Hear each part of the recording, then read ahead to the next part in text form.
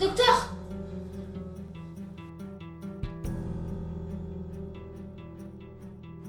J'ai honte. J'ai honte de lire.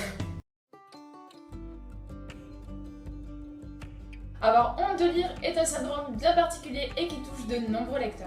Ce syndrome est souvent dû à l'étroitesse d'esprit de certaines personnes dont le jugement affecte le lecteur atteint. La seule manière de guérir, se détacher de leur emprise empirique et se rendre compte que les idiots, c'est eux, pas vous. Voici maintenant plusieurs cas à différents niveaux d'imbécilité et d'étroitesse d'esprit.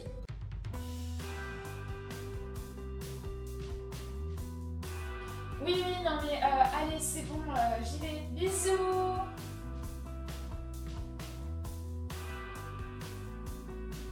Mais tu lis toi? Oui? Mais c'est pas pour les intellos ça? Alors oui, ce sont des remarques qui viennent souvent d'adolescents et d'enfants, mais ne vous inquiétez pas, les adultes ne sont pas en reste. Et c'est souvent ce genre de remarques qui conduisent à l'arrêt de la lecture, l'isolement, ou voire même dans certains cas, le harcèlement. Bonjour mon petit, mais ce que les enfants, ça lit encore des livres de nos jours? Oui, plus qu'avant, hein. Oui, les enfants lisent bien plus qu'avant, et heureusement, surtout grâce au développement des bibliothèques, des librairies, et aussi de la littérature jeunesse qui s'est bien développée en France et dans les autres pays, notamment aussi par les blogs littéraires et les chaînes booktube très récemment. On va maintenant s'attaquer à des personnes que je n'apprécie vraiment pas du tout et que je ne porte pas dans mon cœur, les élitistes. Vous dites, J.K. Rowling, j'ai bien entendu? Non, je crois que vous faites erreur.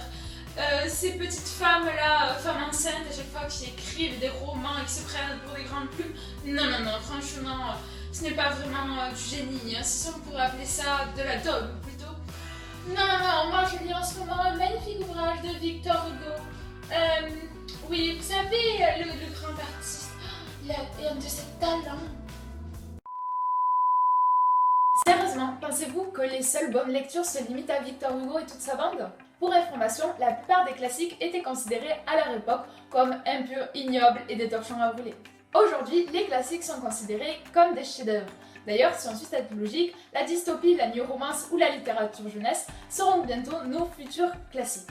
Maintenant, que vous soyez jeune ou âgé, que vous lisiez des contemporains, de la romance, de la science-fiction ou encore des thrillers ou des classiques, vous ne devez en aucun cas avoir honte de lire. Bien au contraire, vous devez être fiers.